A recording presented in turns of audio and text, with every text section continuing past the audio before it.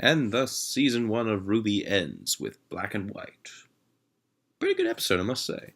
I think my favorite episode of this season is still episode 8, but this one comes probably third, maybe fourth. I don't know, how to think about it a little more.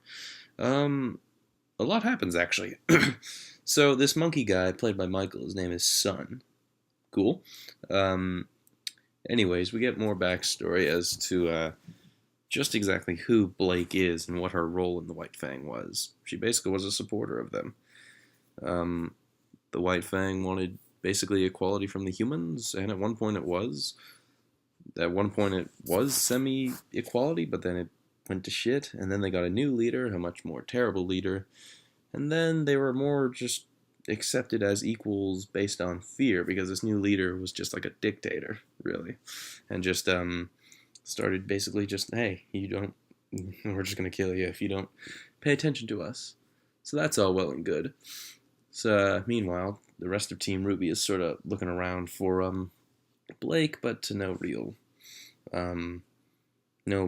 effort, or well, not effort, no results, I guess. They can't find her. They run into Penny again, and her and Ruby go off to go on an adventure, I suppose. Meanwhile, Weiss and Yang, they go off just and keep searching. Weiss still has a massive grudge against that Blake, obviously. And we actually cut back to Blake, where Blake and Sun, they're sort of debating, like, okay, it's like, how do we prove the White Fang isn't behind this, really? Then Sun comes up with a suggestion saying, well, we just have to find a place that we think they'd hit, and just hope they're not there. Simple enough, I suppose.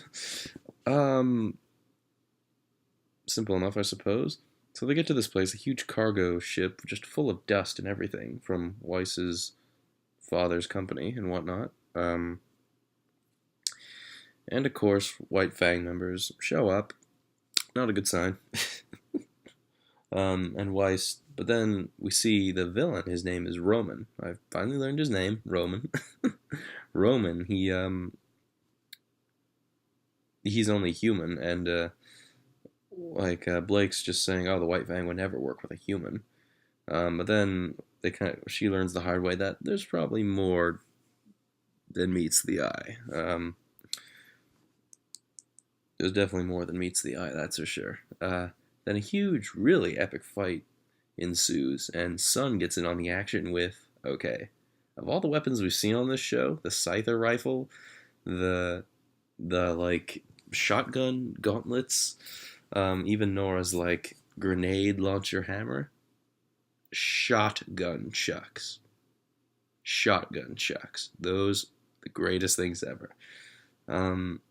Pretty epic weapons. They're just basically nunchucks, but they're just huge and have shotguns. Pretty sweet, and Sun's just really good with them, taking out guy after guy. So then Blake tries to fight Roman, but doesn't go so well. Then Ruby comes in. Ruby gets there, and she starts to get involved, but gets knocked back fairly fast. Then Penny comes in and starts tearing shit up. Where'd that come from? She has swords, 50 swords coming out of her back. Is she a robot? I don't know. My guess is she probably is a robot, maybe. I don't know. Maybe it'll be explained sooner or later. So that happens. After that's all said and done, and they basically stop this operation, Roman escapes, only getting 1 or 2 cases of dust. Weiss and Yang catch up with the group, and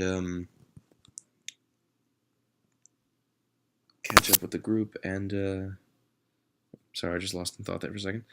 And Weiss says, you know what, you've been missing for 12 hours. I've had that amount of time to think about it, and I don't care. You said you weren't a part of them anyway, so why should I bother?